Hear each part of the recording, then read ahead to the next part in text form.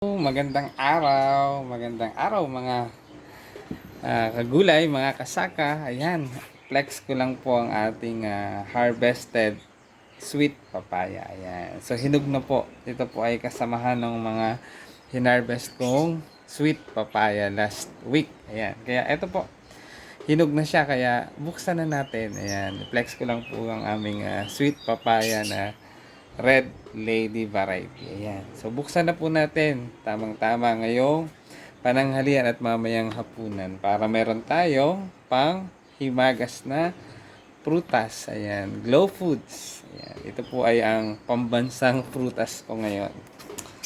Dahil hindi mawawala ang ah, sweet papaya. Ayan. So, kukunin po natin yung mga buto nito at ating gagawing binhi. So, tingnan po natin kung gaano ka pula o red ang kanyang laman. Ayan. So, ipeplex ko lang po yan. Ayan. Ang ating kung gaano. Ayan. So, eto po. Ayan. Kung gaano kapula ang laman ng ating Red Lady variety na sweet papaya. Ayan, yum yum yum. So tamang-tama po ngayong pananghalian. So hihiwain ko na siya. Ayan, ang daming buto. Hihiwain ko na siya, then ilalagay po natin ng mga ilang minutes or minuto o at least mga 10 minutes sa ating refrigerator para malamig at para yum yum yum. Ayan po. So ang dami po ng buto. Ayan, kinukuha ko po yan at pinatutuyo at ginagawang binhi. Ayan. So, tamang-tama ngayong pananghalian. So, kunin na po natin ang una muna ay mga buto para patuyuin natin dahil mainit pa. Ayan. Kung sino po ang nais magkaroon ng variety ng binhi ng sweet papaya na to ay mag-comment down below dyan po sa comment section para mabigyan ko po kayo.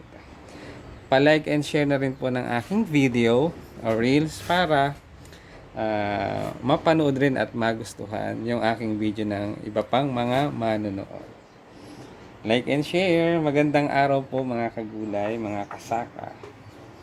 Ayan. So kunin ko lang po muna yung mga buto ng sweet papaya. Ayan. Kitang-kita nyo po ang pulang-pula ang kanyang laman. Ayan. Ang pambansang prutas ni Maestro Panaderong Gala. Sweet papaya. Yum, yum, yum. Ayan. So, baka po may mga nahihinog na uli doon sa aming tanim na sweet papaya. Kaya bisitahin po natin maaaring bukas, mamaya, o sa isang araw. Ayan.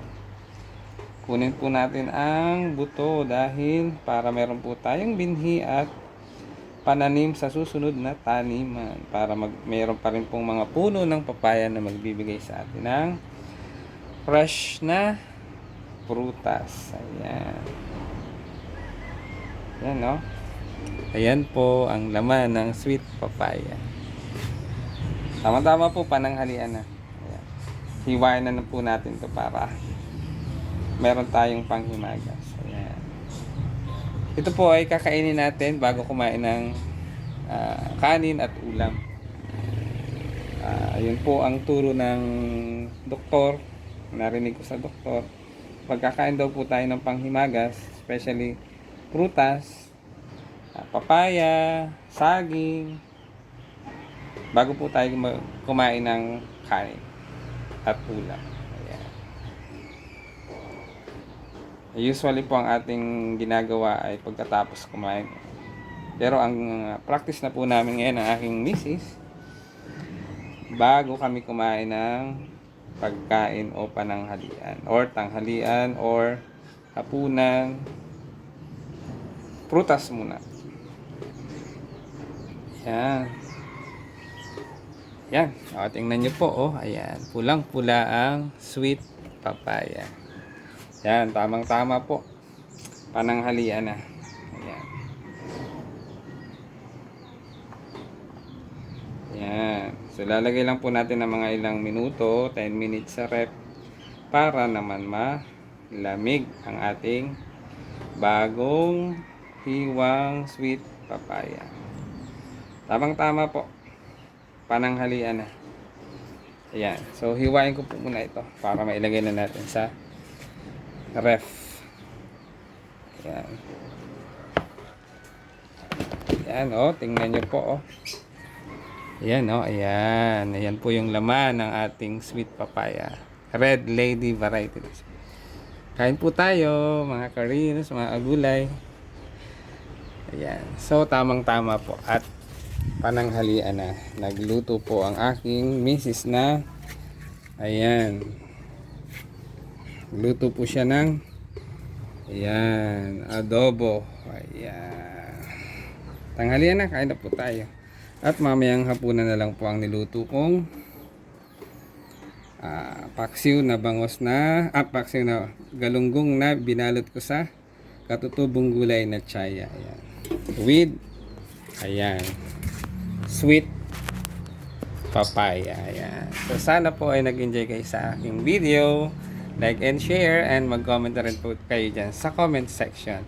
And pasubscribe na rin po ng aking YouTube channel, ang Maestro Panaderong Gala. Maraming salamat po sa panonood.